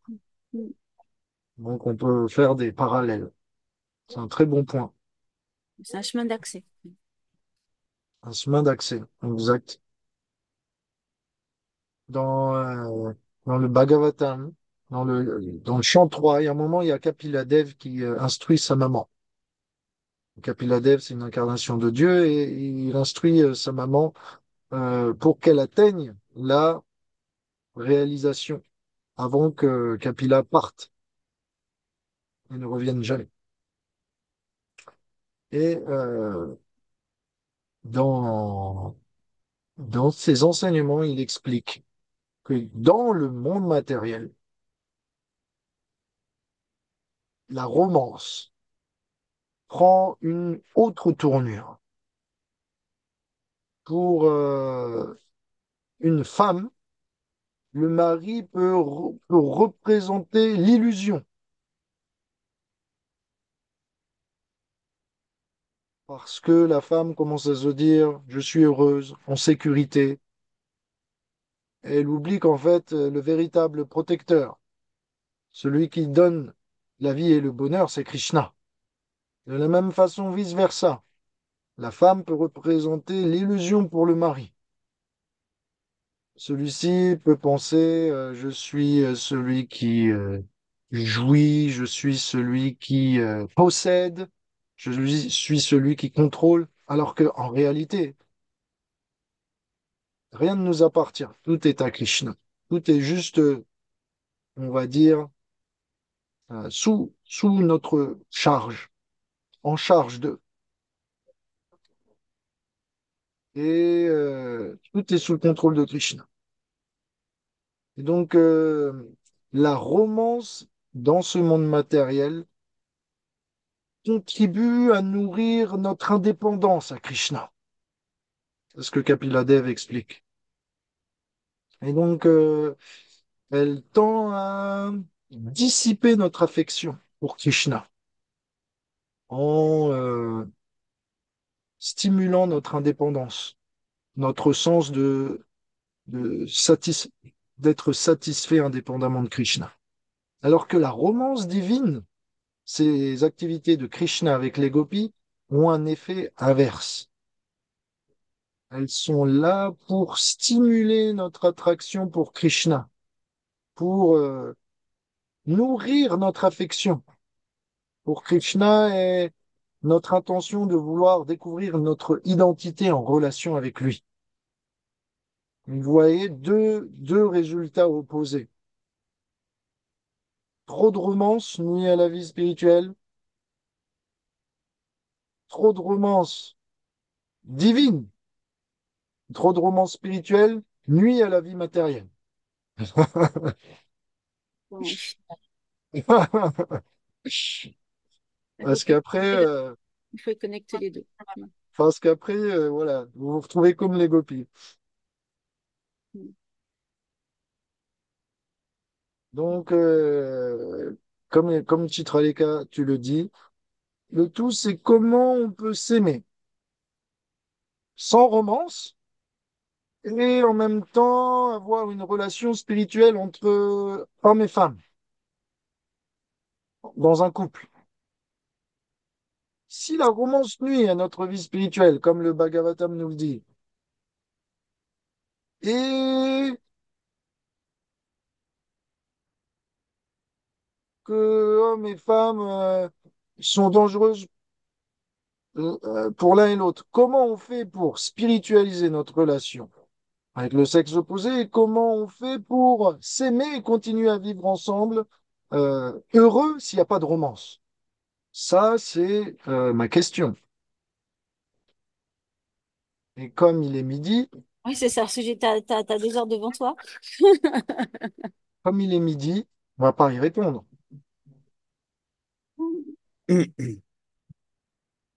Non, on peut y répondre. Tu parlais On des peut y... âmes, tu parlais des âmes tout à l'heure. Mhm, C'est peut-être une solution, quoi, notre alliance. Enfin, on parle là de romance sur deux plans, la romance matérielle et la romance spirituelle. Il ne faut mhm, pas qu'on oublie qu'on a notre alliance d'âme, au-delà du couple matériel, mhm. peut nous permettre de toute façon. Exact. Si, c'est ça. Comment spiritualiser le couple et comment faire en sorte que la romance ne nuit pas à notre vie spirituelle. L'idée, c'est de bien comprendre la nature de l'amour. Euh, la romance dans ce monde, si elle est basée sur le corps, elle va naturellement dépérir. Voilà, on dit, selon les statistiques, que la lune de miel, on va dire, la période du coup de foudre, ça dure pas plus de 2 ans. Content. Parce que, au départ, on base notre amour sur des choses superficielles. Mais si on veut continuer la relation, il faut qu'on approfondisse la relation et le contenu de notre amour.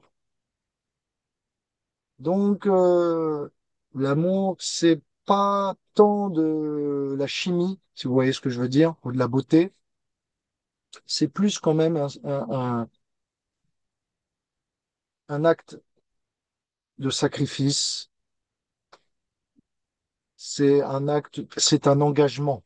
C'est plus un engagement que de la chimie. Ouf. L'amour, l'amour, c'est pas simplement à propos de voir le corps temporaire. C'est surtout à propos de voir l'âme qui anime ce corps. C'est ça que tu disais, Philippe. L'amour, c'est Oui, pas à propos de posséder quelqu'un. Souvent, on dit ma femme, mon homme. Mais en réalité, ma femme. euh, l'idée, c'est pas de posséder Hein, ma femme. quelqu'un. C'est pour Mathieu. C'est pour Bon, Mathieu, ça. Mathieu, Pour On lui Mathieu, mais répétera. il n'est pas là. L'amour, c'est plus à propos d'emmener quelqu'un à Dieu, à quelqu'un d'autre, donc. On s'emmène mutuellement, alors. C'est ça, hein, la beauté Mhm. du chemin. Oui. C'est L'amour, vrai. c'est pas. Écoutez bien, celle-ci, elle est importante. L'amour, c'est pas de se souvenir de l'un et de l'autre,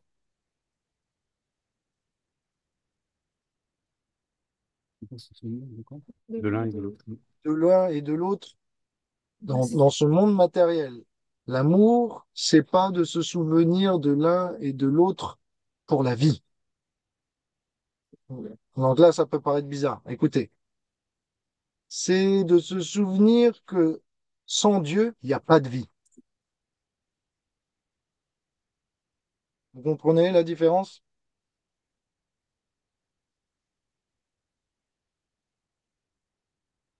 Et Tu donc, peux soit expliquer si on a une vision restreinte à 80 ans, si on a une vision éternelle. si vous voulez que votre relation soit spirituelle, il faut que vous puissiez libérer suffisamment d'espace dans votre conscience pour y inviter Krishna, et spécialement au moment de quitter ce corps. Et donc, l'amour, c'est pas de se souvenir de l'un et de l'autre toute la vie. C'est de comprendre que sans Krishna, il n'y a pas de vie. Il n'y a pas de vie éternelle. C'est Krishna est la porte vers la vie éternelle. Donc, si je base mon souvenir de vie sur quelqu'un d'autre que lui, je ne pourrais pas connaître l'amour éternel. C'est- Donc, si vous voulez, en gros, si vous voulez avoir, si Ça, vous ça doit voulez, être plus vague. sûr que vous avez une relation spirituelle, vous devez avoir trois principes. Vous devez reconnaître la nature divine de l'âme dans le partenaire. Première chose, donc vous devez avoir une vision. Deuxième chose, vous devez avoir un rôle, et ce rôle doit être bénéfique, tant sur une perspective humaine que sur une perspective spirituelle. Et pas simplement une vision et un rôle, mais vous devez aussi avoir un but. Vous devez avoir un but commun avec le partenaire. Et ce but, c'est d'avoir pour centre de notre vie Dieu. Si vous avez ça, la bonne vision, le bon rôle, le bon but, votre relation est spirituelle. Maintenant, ce qui se passe, et je finirai là-dessus, c'est que, ok, ça c'est dans l'idéal, Rivati, ça semble un peu théorique tout ça. Qu'est-ce qui se passe quand le partenaire il répond plus aux attentes? On s'était dit un but, on s'était attribué un rôle, on s'était donné une vision, mais ça n'a pas tenu le temps. Comment on fait quand notre partenaire il remplit plus ces conditions-là et que la relation elle est plus spirituelle du tout? Si vous vous êtes déjà posé la question pour les autres, sachez que le service de dévotion à Krishna ne peut pas être empêché. Si votre tolérance est atteinte, il y a toujours une possibilité de prendre une retraite prématurée de la vie de famille et de vous dédier totalement à la vie spirituelle en vous associant dans une communauté ou un temple. Mais euh, Krishna nous a donné un modèle de société en quatre étapes. La première étape, c'est d'être brahmachari. Bonjour, coucou à tous.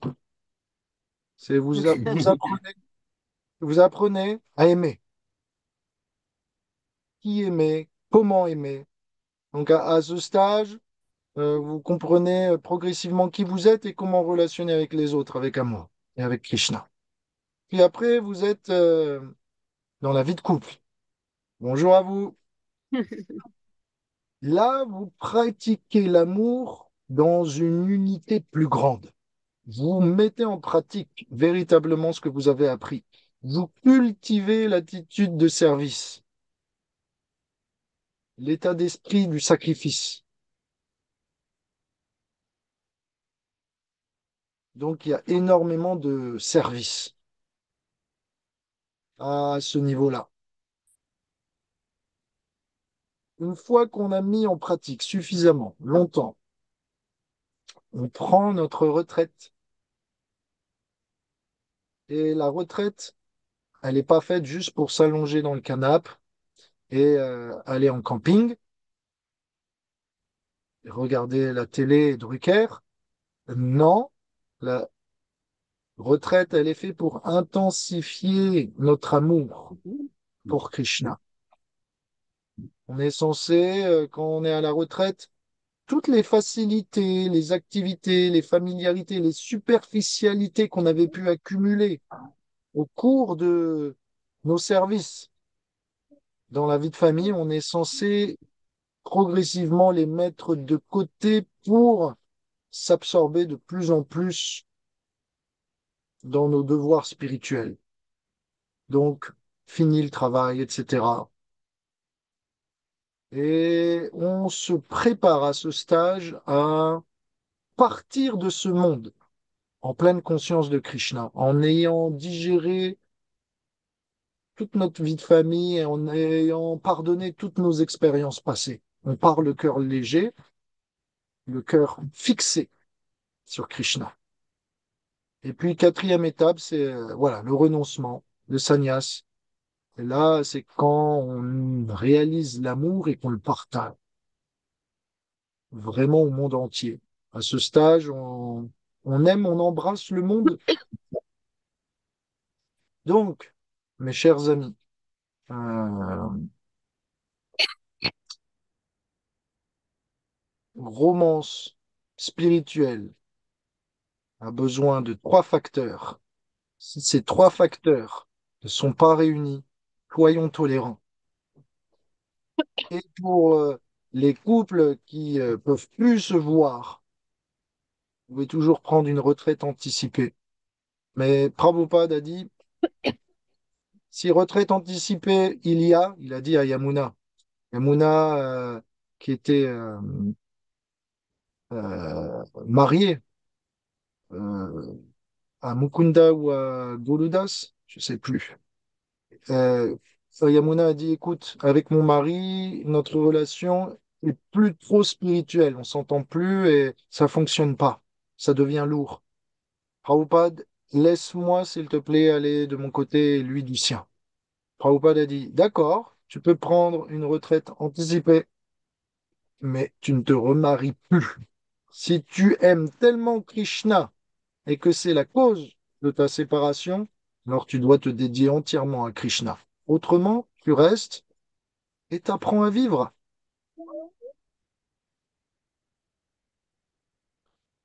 T'apprends à tolérer la situation. Donc voilà.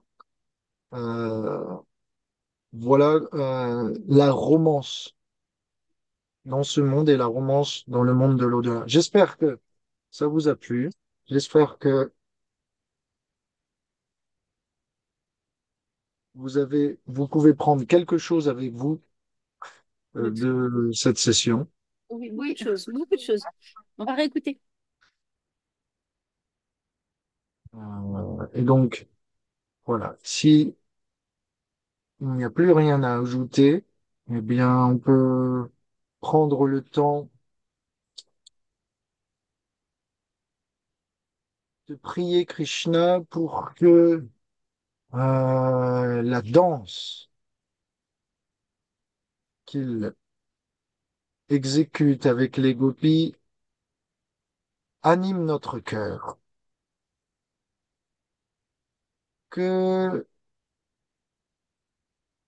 la danse de notre vie de famille soit au service de Krishna. Que la romance de ce monde ne soit jamais un puits profond, comme les gopis peuvent le décrire,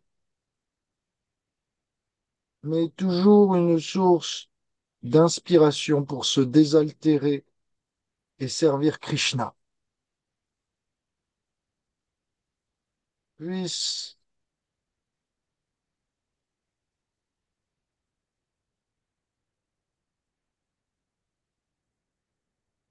la Bhagavad Gita et ses instructions résonner dans notre cœur pour nous guider jour après jour durant notre vie. Si vous êtes d'accord avec cette prière, vous pouvez lever les bras et dire Hare Krishna. Allez, Krishna. Merci Revati. C'est vrai. Merci, Revati. Merci, Ravati. Srila Prabhupada ki, Ah, Shri Niketanam, c'est-à-dire le refuge de la déesse de la fortune, qui, Jai. Srila Prabhupada ki, Kurukshetra Dham ki, Jai. toutes les gopis assemblées qui, Jai. Taigo la Premanande. Allez, Merci pour votre présence, votre attention, euh, votre enthousiasme. Je vous souhaite une merveilleuse journée, un bon après-midi sous le soleil du Portugal, au son des oiseaux, un bon repas, de bonnes crêpes. Mais t'es en Bretagne toi aussi, alors profite-en. Bonne Allez, soirée. Krishna. Allez, Hare Krishna. Krishna. À bientôt. À bientôt. À bientôt.